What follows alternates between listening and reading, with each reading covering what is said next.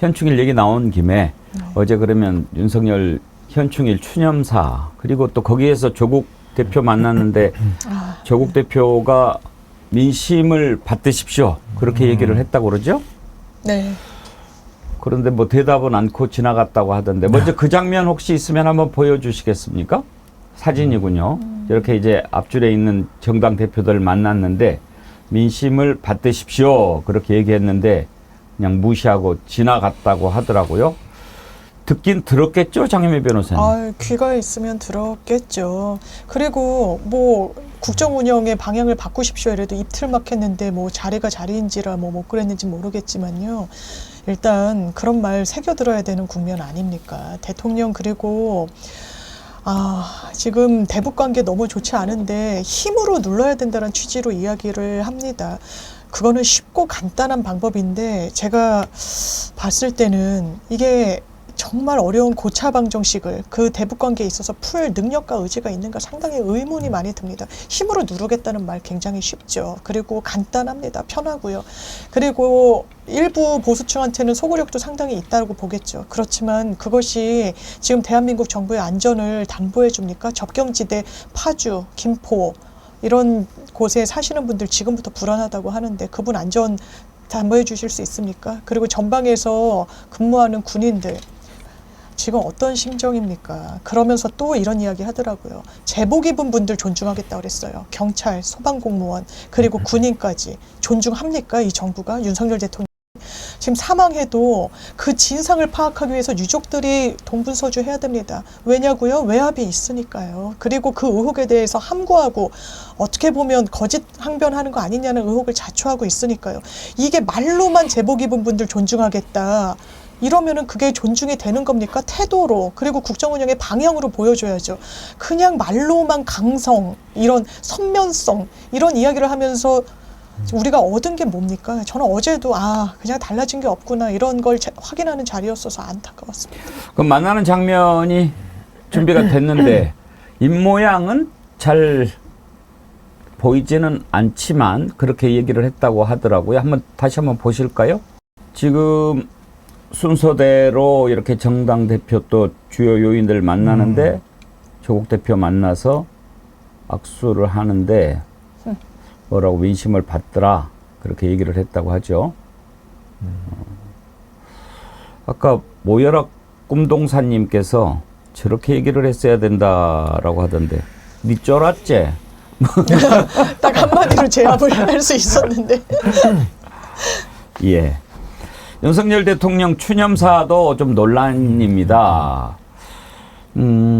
다 이렇게 뭐 들어볼 수는 없지만 지금 최혜병 순직과 관련해서 수사 외압 의혹이 있는 그런 사람이 그 부분에 대해서는 한마디 얘기도 하지 않았지요. 추념사 일부 한번 들어볼까요? 정상적인 나라라면 부끄러워할 수밖에 없는 비열한 방식의 도발까지 감행했습니다. 평화는 굴종이 아니라 힘으로 지키는 것입니다. 우리의 힘이 더 강해져야만 북한을 변화시킬 수 있습니다. 김성환 평론가께서 혹시 어제 좀 들어보셨나요, 추념사? 아니요, 직접 보지는 못했는데요. 오늘 뭐 관련 소식이나 이런 것들 좀 챙겨보기도 하고 평가들이 어떻던가요? 봤는데요. 물론 이제 신문마다 좀 엇갈리는데요. 보수 성향의 신문들도 뭔가 지금과 같이 이렇게 대치 국면으로 가게 될 경우에 그래도 뭔가 탈출할 수 있는 또 다른 대안을 갖고 있어야 되는 거 아니냐. 이렇게 그냥 마주보는 기차 달려오는 것처럼 이렇게 가버리면 굉장히 위험한 상황으로 갈 수 있다. 이렇게 우려하고 있거든요. 근데 그 부분에 대해서 윤 대통령은 전혀 뭐 고려하지 않는 것 같고요. 어제도 보면 굉장히 좀 희한한 생각을 하는 것 같은데요. 평화를 얘기하면 그게 굴종입니까? 평화가 왜 굴종이에요? 그러면 전 세계에 다 평화를 얘기하는 나라들은 전부 다 굴종하는 거네요. 그러니까 적이 있다고 하면 그 적과 싸워야 되는 건 뭐 당연한 거고요. 그걸 뭐 누가 뭐라고 하겠습니까? 근데 그거를 가급적 싸우지 않는 방법으로 만드는 게 그게 외교 아닌가요? 그게 남북관계에 있어서 남북관계를 어떻게 만들 건가의 정책에 관한 부분인데 그냥 무조건 우리가 힘을 기르면 된다 이렇게 생각하고 있는 것 같은데요. 근데 생각을 해보세요. 우리가 힘을 기르고 더 큰 무기를, 더 강력한 무기를 만든다고 생각을 해보세요. 그러면은 북한은 가만히 있나요? 북한은 핵을 더 만들 거예요. 그럼 중국은 가만히 있나요? 중국도 역시 마찬가지고요. 러시아도 마찬가지입니다. 일본도 마찬가지거든요. 일종의 악순환에 빠지게 되잖아요. 그럼 평화를 얘기하면 이웃 나라들이 거기에 대해서 우리가 무기 만들고 넌 평화해 이렇게 얘기하지 않는다는 거예요. 그러니까 힘으로 평화를 얻을 수 있다고 하는 건 그냥 구두선으로 할 수 있는 얘기지, 실제로는 우리가 가질 수 있는, 방어할 수 있는 힘을 가진다는 건 굉장히 중요하고 국방력을 키워야 되지만, 실제로 힘을 더 쌓아서 상대방을 위협한다고 할 때는 아무 소용이 없는 거예요. 근데 그거를 헷갈려 하는 것 같아요, 윤 대통령은.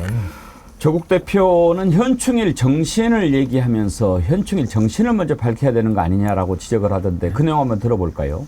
호국 영령들의 넋을 기리는 현충일 행사에 와서 많은 대통령님 말씀, 그다음 여러 축하 공연과 편지 낭독을 감동 있게 들었습니다. 그런데 그러한 현충일의 정신을 살리려면 첫째는 오늘 거론된 여러 호국 영령 외에 과거의 일이 아니라 최근에 벌어진 최해병의 영령을 기리고 최해병 죽음의 억울함을 밝히고 그 책임자를 구명하는 것이 바로 호국 영령의 정신을 기리는 현충일의 정신을 오늘 이 시점에 밝히는 것이라 생각합니다. 과거를 추념하는 것 말고 현 시점에 현충일의 정신을 밝히는 것부터 먼저 하셨으면 좋겠다 생각을 하고요. 호국 영령을 기리는 것보다 더 우리에게 필요한 것은 평화를 지키는 것이라 생각합니다. 9.19 군사합의 파기와 관련해서 매우 유감스럽게 생각을 하고, 북한이 먼저 파기를 했다고 하더라도 똑같이 대거리를 하는 것이 올바른 길인지, 그렇지 아니하고 대한민국 정부는 9.19 군사합의를 지킬 것이다 라고 계속 선언하면서 북한을 압박하는 것이 옳은 것이 아닌지 생각하게 됩니다. 예, 신인규 대표님 어떻게 생각하십니까? 그러니까 저도 조국 대표가 좀 정확한 지적을 했는데요. 사실은 최해병 문제가 지금 뜨겁게 1년 내내 지속되고 오고 있지 않습니까? 근데 오늘 현재에 충실하지 못하면서 과거를 얘기하는 건 매우 공허하다. 우리가 마치 뭐 세계의 평화를 주장하면서 내 이웃과 싸우기 시작하면은 본질이 빠져버리는 거거든요. 그래서 저는 지금 윤석열 대통령이 최해병 문제를 좀 일부러 뺐다라고 보는데 상당히 좀 비겁했다라는 생각이 들고요. 아까 그 통일정책 관련해서 우리 헌법 4조에는 대한민국은 통일을 지향하는데 자유민주적 기본질서에 입각한 평화적 통일정책을 수립한다고 돼 있거든요.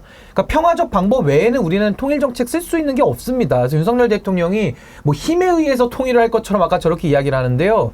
국방력이라고 하는 것은 우리를 지키기 위한 방어적 차원에서의 국방력이지 힘으로써 사람을 굴복시킬 수 있는 건 없거든요. 근데 아무래도 본인이 뭐 압수수색 영장이나 이런 강제 수사를 너무 오래 해가지고 사람을 붙들어오는 일을 하다 보니까 그게 가능하다고 좀 믿는 것인지, 대통령은 국민의 생명과 안전을 지키는 것이 제1의 책무이기 때문에 전쟁을 방지하고 평화적 방법에 의한 통일을 수립하기 위해서 부단하게 노력해야 된다. 좀 그 헌법 조문을 말씀드리고 싶습니다. 예. 자꾸 이렇게 최해병 문제로 넘어가기도 하고 얘기가 이렇게 연결이 되잖아요. 한반도 위기 문제로까지 얘기가 하고.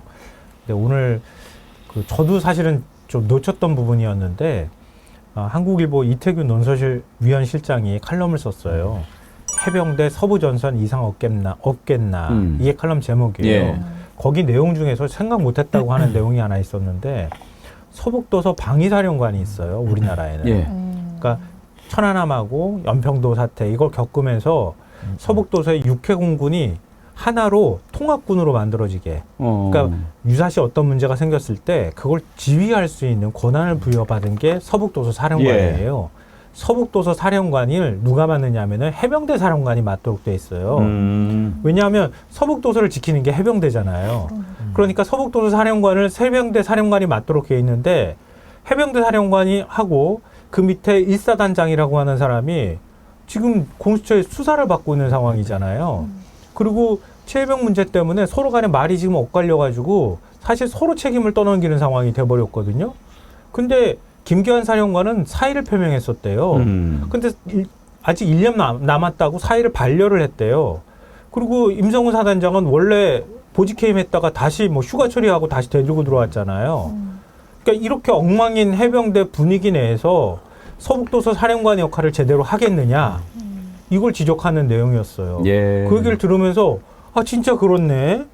최해병 문제 가지고 지금 이 지휘부라고 할 수 있는 제일 수뇌부라고 할 수 있는 사람들을 그럼 차라리 새 사령관으로 바꿔주던가, 그것도 아니고 그 자리에 그대로 앉혀놓고 서로 간에 해병대 명예 운운하면서 조직을 뭐 보호하니 어쩌니 이런 말도 안 되는 얘기하면서 이렇게 얘기를 가버리면 서북도서 제대로 방어할 수 있겠습니까? 그런데 대통령이라는 사람은 그 대북전단 날리는 건 표현의 자유야 이러면서 북한하고 충돌하는 것도 그냥 뭐 불사하고 가겠다 이렇게 해버리면은 그럼 국민은 누가 지킵니까? 이런 지적을 하더라고요. 그래서 그걸 보면서 고개가 막 끄덕거려지더라고요. 꼭 오늘 소개해드리고 싶었어요. 그래서.